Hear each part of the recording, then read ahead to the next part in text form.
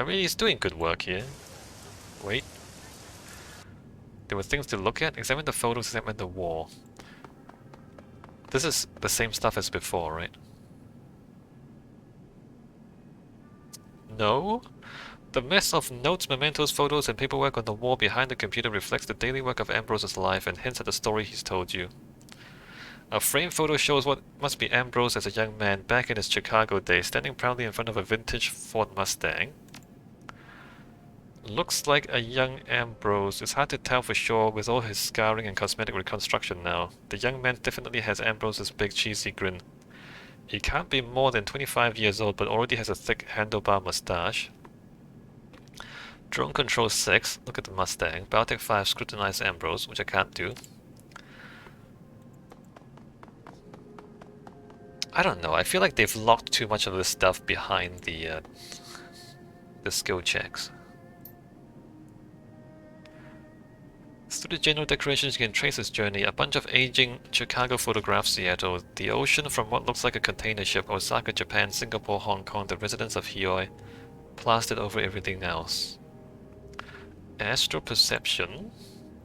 A sense of warmth immediately washes over you. The clinic overflows with a sense of connection and belonging. Ephemeral astral cords snake through it, coming off Ambrose and streaming out through the doorway, probably to other residents of Hioi. Many of the pictures and mementos have gone grey, as if they hold no meaning for anyone. Strangely, it's the ones from Chicago and the trip across North America that have faded. Usually the artifacts that people keep from the deep past are vibrant with emotion and meaning. In contrast, the pictures of people in Hioi glow with feeling. The picture of Ambrose's old runner comrade, Karen, shines brightly. It's almost incandescent. A gleaming cord of connection runs between it and Ambrose. The picture of the young man and the Mustang blazes like a star. Ambrose's cording to it is far more intense than is usual between someone and a picture from their youth. The operating table is swathed in a halo of warm feelings and pleasantness, as if much healing has occurred here. Mild toxicity also swirls around it, typical for a street clinic installing combat wear. Bitter feelings of lost humanity, revenge, ambition, and folly. There are occasional surges of something darker. It feels bloody, dirty. It's similar to how it felt in the Mahjong parlor when Kindly was interrogating the undercover ex-Hong Kong police force officer. Wait, something darker? Keep perceiving. Beneath the warm halo and the toxicity, there's something subtle and very painful. Very, very painful. It's almost invisible, but subtly etched into the deep astral. In that scar, the sense of sadness and longing is so intense it's almost nauseating. Ambrose himself glows, his disfigured meridians running with light. His head is covered in tangled astral mucus and cluttered with cyberware, but his eyes glow bright and clear. His heart pulses with scintillating light. Beneath his heart, his solar plexus is a sickening black hole. The feeling that comes from it is chilling. Self-hatred, guilt, it's bottomless. I mean, that's basically what he just told us. The game just told us the same things twice, right? Chicago photos. Many are photos of Chicago landmarks and of street races. Interspersed with them are obviously personal photos of Caucasian and African American better humans at a bar, in front of a fountain, working on a car, and so on. A young man who must be Ambrose appears in a few of them, but no other person is repeated in the photos. Young Ambrose doesn't appear in any of the pictures with recognizable landmarks. Look through the general decorations. Most of the big pictures are of old Chicago or classic motorhead Americana 20th century gas stations. Desert highways, Devil's Tower, motorcycle gangs. Closer inspection reveals a section full of personal photos recording what may have been Ambrose's trip from Chicago through the Western UCAS, the Sioux Nation, and the Salish Sheephead Council to Seattle. There's even a photo of the ruins of Grand Corley Dam. Once it was the largest power station in the old USA, now it's breached. The Columbia River roars through its jagged concrete throat, wild and cataclysmic. Again, there's a skill check. Alright, bye.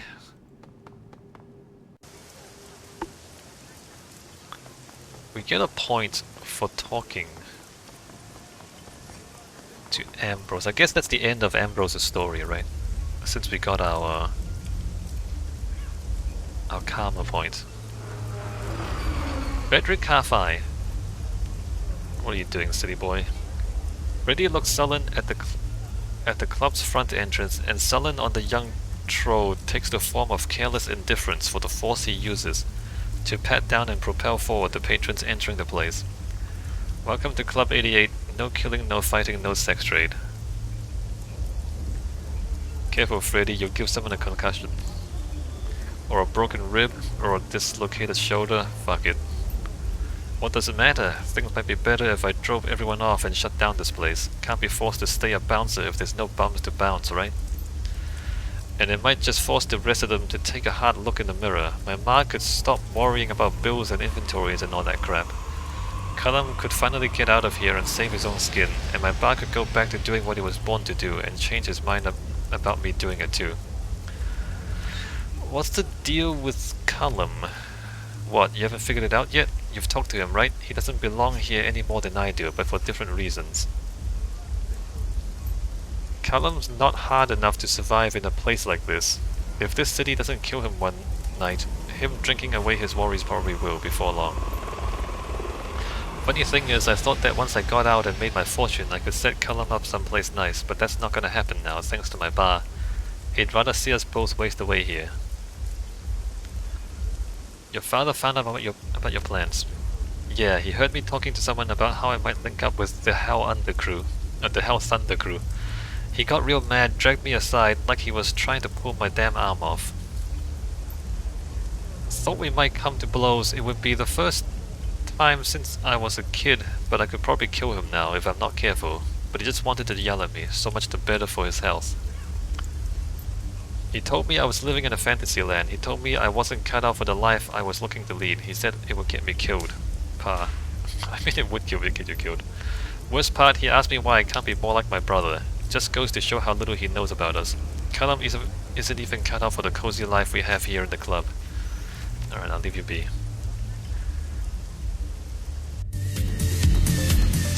Eos. A red-headed elf is hunched over her table, her eyes firmly locked in a disassembled micro-drone he has spread out across it. A name tag on her jumpsuit's collar says EOS in bold letters. After a few moments, she sighs heavily and mutters under her breath. Oh come on, don't tell me I lost the EMS transducer. You're working on your drone in a bar! Eos frantically begins searching the area around the table, methodically sifting through cigarette butts, stale gum and orange peels. She squeals with excitement as she finds a small circuit. Got you, that's a relief and a half.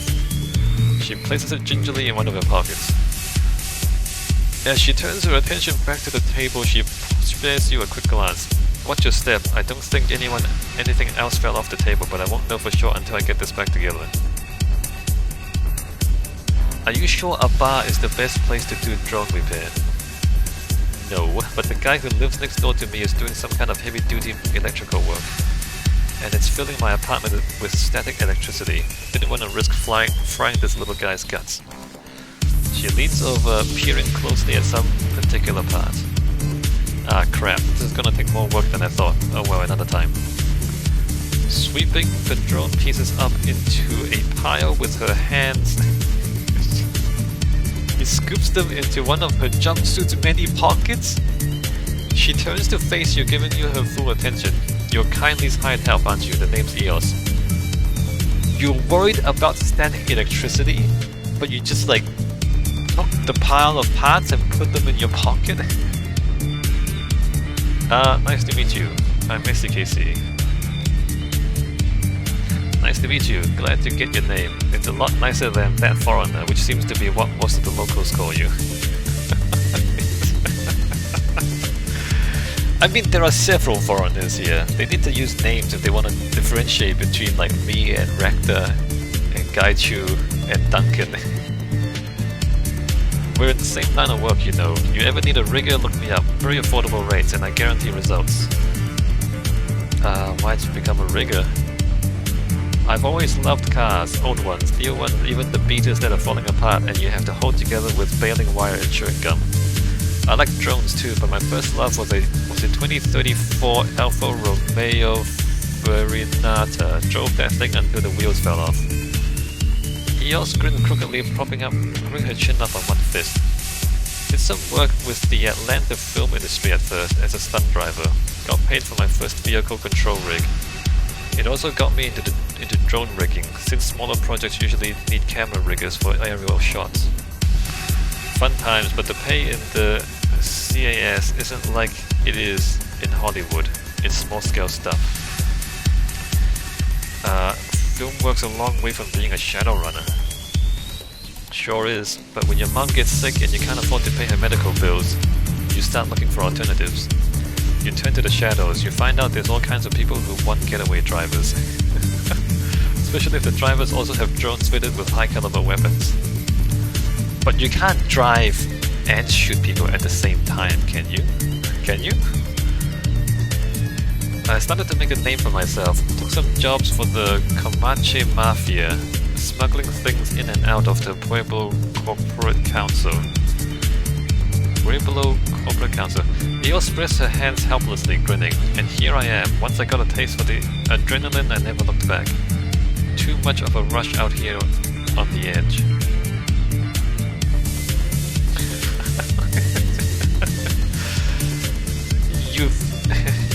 You came for the medical bill money, but you stayed for the adrenaline.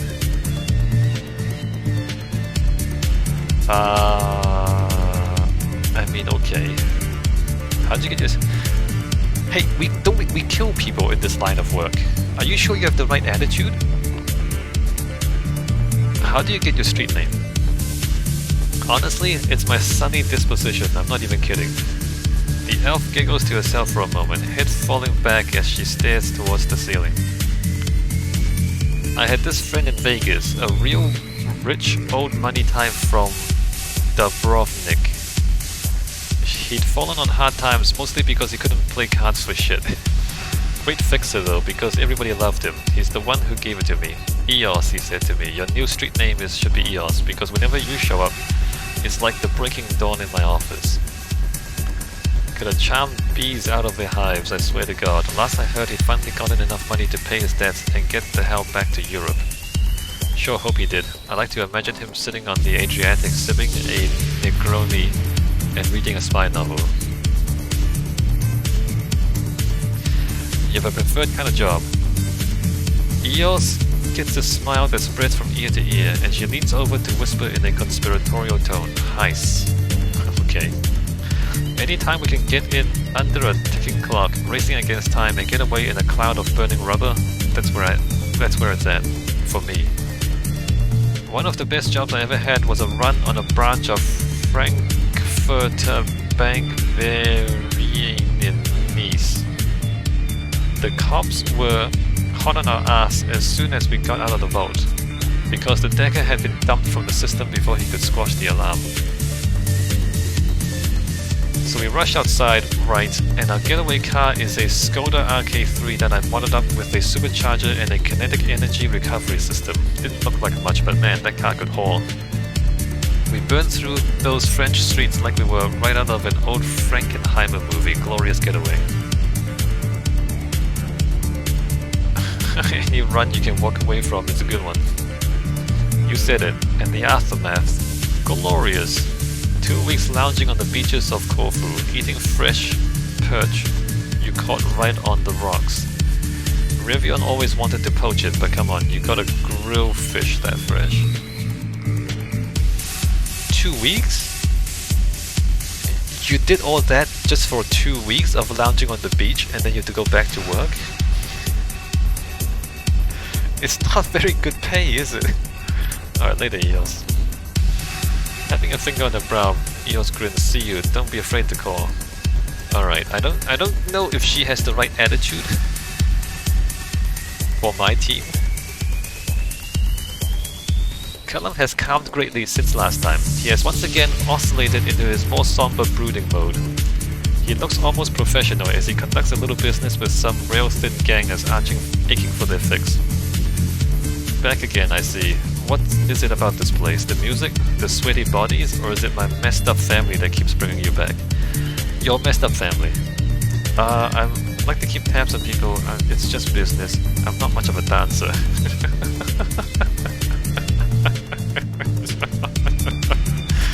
I'm not much of a dancer. Just an excuse to poke around then. Well, if you can keep it on the down low, I've got news I'm dying to share with somebody. You run the type to good with secrets, right? I mean, until somebody pays me for it. Let's hear it. So I snuck off behind my mother's back. I can't believe those words are coming out of my mouth. No grown man should have to ever say that. But that's what I had to do, and so that's what I did. I finally met this guy who wants to be my benefactor. His name is Matthew Tai. He's a human guy. He rolled up on the dock in a speedboat with guards and everything. Real slick dude, like classy, powerful classy. He asked me to call him Matt, isn't that great? If you say so. I hopped in and off we went. We had dinner together. It was a little strange, but I'm still glad I went. The things he told me. What kinds of things? For one, he said he remembers my mother. Apparently he knew her well. In fact, he said he knew her better than anyone back in Baihu. And that's partly how he came to know of me, I guess. But the way he talked about my mother, it was like, I don't know, there was something between them. He had this wistful look on his face and a smirk when he said her name. Probably the same kind of look on my face right now, like he was keeping a wonderful secret. Oh, they had an affair? I don't remember my father ever looking that way with my mother. Got me wondering about a lot of things.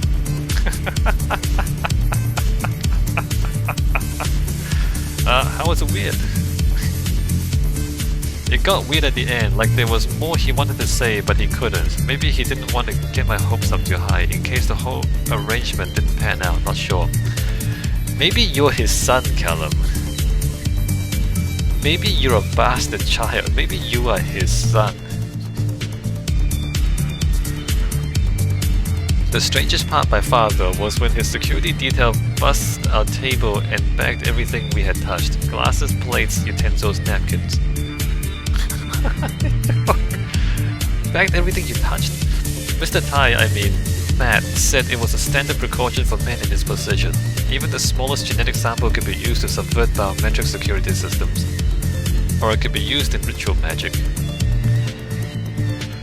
I feel like your biometric security systems are not very good. If that's true. Like imagine your security system. Like everywhere you go, you're dropping hair and skin flakes and things. And like so everywhere you go, you're leaving security liabilities behind you as you're walking. You're just dropping security liabilities. That seems like a terrible security system. You know what I mean? That's not a real security system. There's no way that would work in real life. Never really thought about it before, but these are just the kinds of things I think I could learn from this guy. Alright, I mean maybe. But why is it— no, he must be your father, Callum. He must be your real— Matt must be your real father. There's no way a guy like him would care about a guy like you otherwise. Alright, I'll leave you be.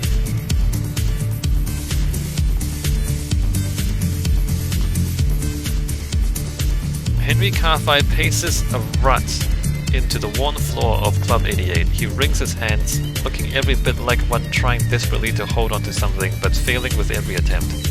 He is oblivious to everything around him. Henry, you still with us?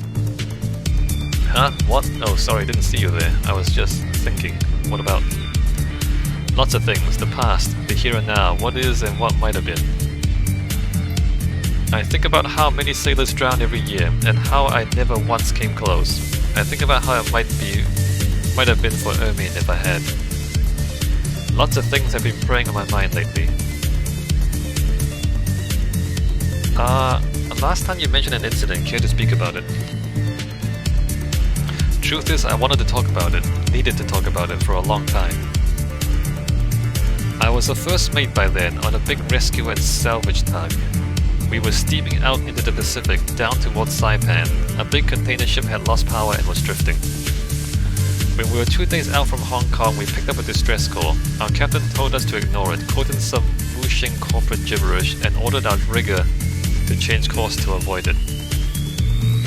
Truth is, we all knew why. That container ship was probably losing whooshing a million new yen in lost revenues for every hour it drifted. I don't know why I did it, but I refused. Maybe it was on account of being a family man, maybe I was just in the mood. But I couldn't leave those people behind. I demanded that the captain send us to assist, and when he didn't, I knocked them out. That would be a mutiny? Well, everyone followed me.